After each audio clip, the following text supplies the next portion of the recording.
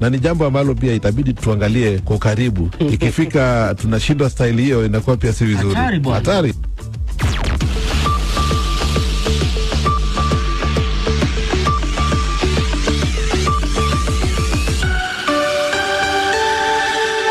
Kwanza ni muktasari wa habari za dunia. Jeshi la Ukraine limejiondoa katika mji wa Siversk mashariki mwa nchi hiyo, huku Urusi ikiendelea kusonga mbele polepole. Jeshi la Ukraine limesema hatua hiyo ilichukuliwa kulinda maisha ya wanajeshi, huku wakiendeleza mapambano dhidi ya Urusi ambayo ina idadi kubwa ya askari. Kutekwa kwa Siversk kunaikaribisha Urusi kwenye miji ya Sloviansk na Kramatorsk katika eneo la Donetsk. Awali iliripotiwa kuwa watu watatu akiwemo mtoto mdogo waliuawa katika mashambulizi ya ndege zisizo na rubani yaliyotekelezwa na jeshi la Urusi. Leo ikiwa ni maandalizi ya kuelekea mkesha wa Noel kwa Wakristo wa Katoliki duniani, kiongozi mkuu wa kanisa Katoliki duniani Papa Leo amesema anahuzunishwa na namna Urusi isivyokubali kusitisha mapigano wakati wa Krismasi katika vita vyake na Ukraine. Papa Leo amewasihi watu kote ulimwenguni kuiheshimu siku ya Krismasi kama siku ya amani. Mahakama ya juu ya rufaa nchini Afrika Kusini imeipa familia ya aliyekuwa rais wa Zambia Edgar Lungu ruhusa ya kukata rufaa dhidi ya uamuzi wa mahakama kuu uliotaka mwili wake urejeshwe mara moja nchini Zambia kwa taratibu za mazishi. Samba Tenzi na taarifa zaidi. Mazishi ya Bwana Lungu yamezua mvutano kati ya serikali ya Zambia iliyopanga mazishi ya kitaifa Lusaka na huku familia yake ikitaka azikwe Afrika Kusini. Awali, jaji wa mahakama kuu ya Pretoria aliamua mwili wake ukabidhiwe kwa wawakilishi wa mahakama ya Zambia urejeshwe na kuzikwa Lusaka, akisema kuwa matakwa binafsi ya rais wa zamani au ya familia hayawezi kuzidi haki ya taifa kumpa mazishi ya kitaifa. Familia ilikata rufaa dhidi ya uamuzi huo, na ikumbukwe kwamba Bwana Lungu alifariki mwezi Juni akiwa na umri wa miaka 68 katika hospitali nchini Afrika Kusini, na mwili wake unahifadhiwa katika chumba binafsi cha kuhifadhia maiti chini ya ulinzi mkali. Dalili za mvutano zilianza kujionyesha mara baada ya kifo cha Lungu tarehe 5 Juni kupitia ujumbe wa video uliowekwa na binti yake kwenye Facebook. Tasila Lungu alisema baba yake alifariki katika hospitali nchini Afrika Kusini ambako alikuwa akipatiwa matibabu kwa heshima na faragha. Katika tangazo la dakika moja alisema, katika wakati huo majonzi tukiwa na ari ya Zambia moja, taifa moja, kauli isiyopitwa na wakati iliyomwongoza Rais Lungu katika kulitumikia taifa letu, mwisho wa kumnukuu. Na mkuu wa jeshi la Libya Jenerali Mohamed Al-Ahmed Al-Haddad amefariki dunia baada ya ndege aliyokuwa akisafiria kuanguka muda mfupi baada ya kupaa kutoka mji mkuu wa Uturuki Ankara wakati akielekea mjini Tripoli. Waziri wa masuala ya ndani wa Uturuki amethibitisha kuwa mabaki ya ndege aliyokuwamo yamepatikana katika wilaya ya Haymana, takriban kilomita 70 kusini mwa Ankara. Jenerali Haddad na maafisa wengine 4 walikuwa wakisafiri kwa ndege ndogo ya Falcon 50 ambapo mawasiliano yalipotea baada ya kuomba kutua kwa dharura. Al-Haddad na ujumbe wake alikuwa nchini Uturuki kwa mazungumzo ya kuimarisha ushirikiano wa kijeshi na kiusalama kati ya nchi hizo mbili. Hii ni BBC.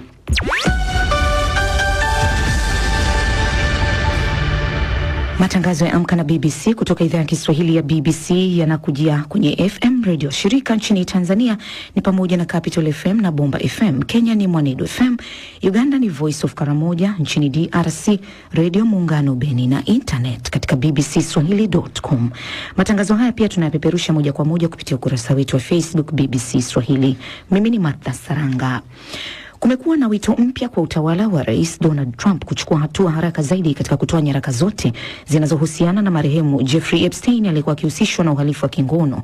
Nyaraka zilizochapishwa hivi karibuni zinajumuisha barua pepe inayodai kuwa Rais Donald Trump alisafiri mara nyingi zaidi kwa ndege binafsi ya Epstein kuliko ilivyokuwa imeripotiwa awali.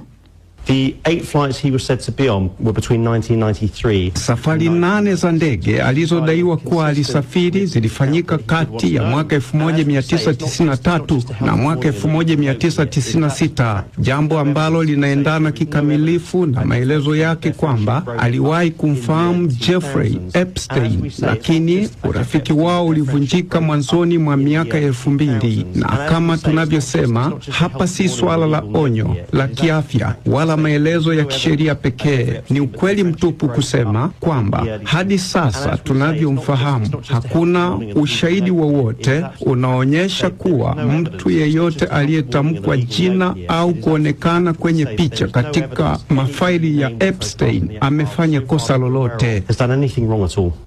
Wanasiasa wakuu wa chama cha Democrat wanasema kuwa nyaraka hizo zimekuwa zikitolewa kwa awamu kwa sababu zinamuonesha rais vibaya. Hata hivyo, Rais Trump amekuwa akikanusha mara kwa mara kwamba hana kosa lolote linalohusiana na kashfa Epstein. Wakati huo, Wizara ya Sheria nchini Marekani imesema itaendelea kutoa nyaraka zote zinazotakiwa kisheria.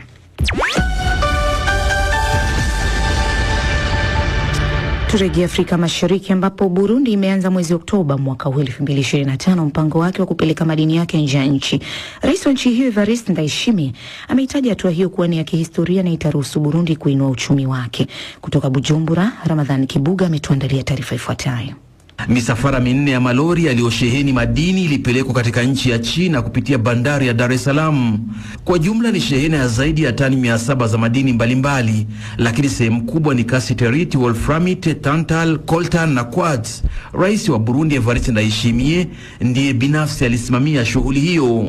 Hose twasanze mu ntara zose huzuye ubutaka kandi ubutare. Tumegundua madini mengi katika mikoa yote ya nchi nzima. Tizama sehemu nimetembelea leo, kuna madini ya kopa, lakini wazungu wa koloni walipora na kupeleka makwao kisha wakayaficha na bila kutuibia siri. Lakini leo tumeanza kugundua maeneo hayo ya madini.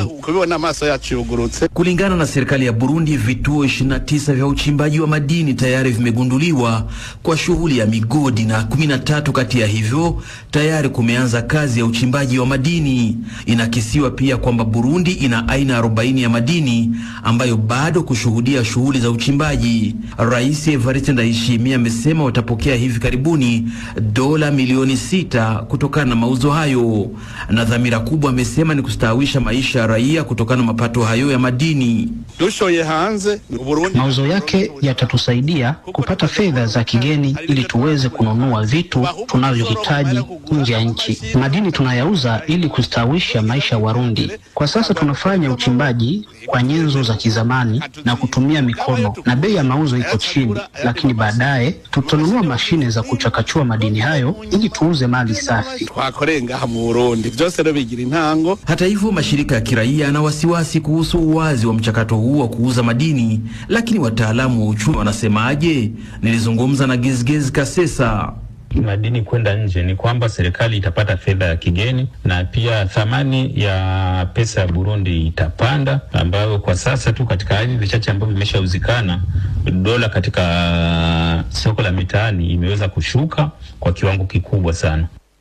Ni Gizgez Kasesa, mtaalamu wa uchumi, akihitimisha ripoti yake. Ramadhani Kibuga kutoka Bujumbura.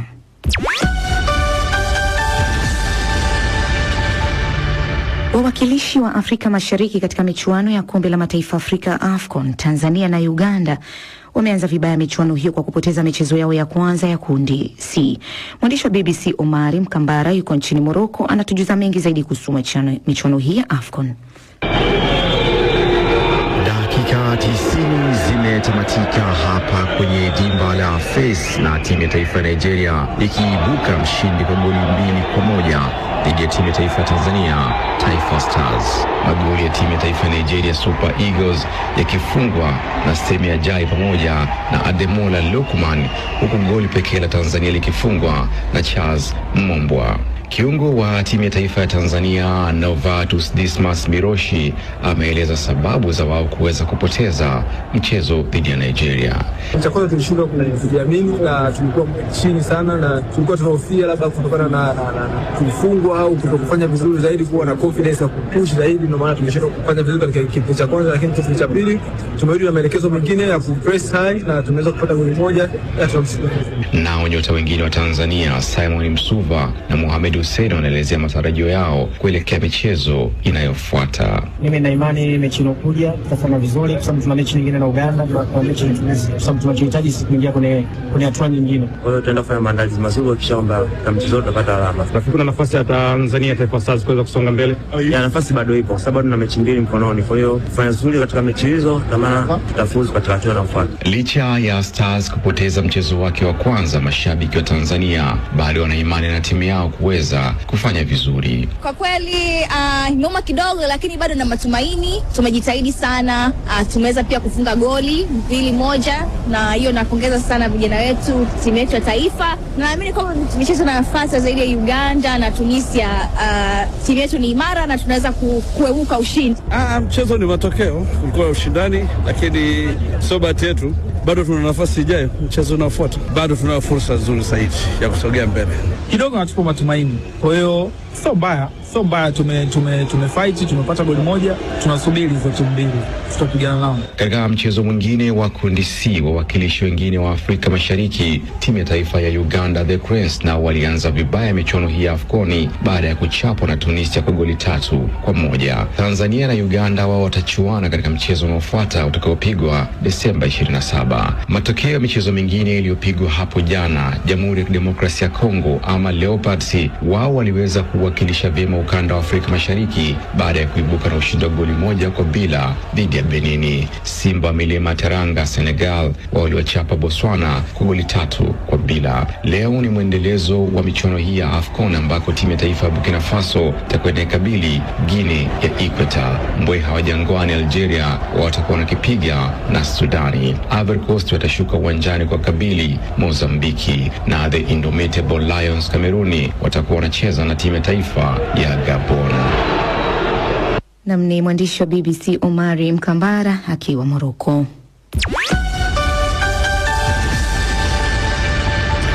Msikilizaji, katika mfululizo wa makala maalum za BBC hii leo tunaangazia matukio makubwa ya kimichezo mwaka ambao Rwanda ilitambulisha kitu cha kibunifu cha Rwanda Sports Tourism na mengi mengineyo.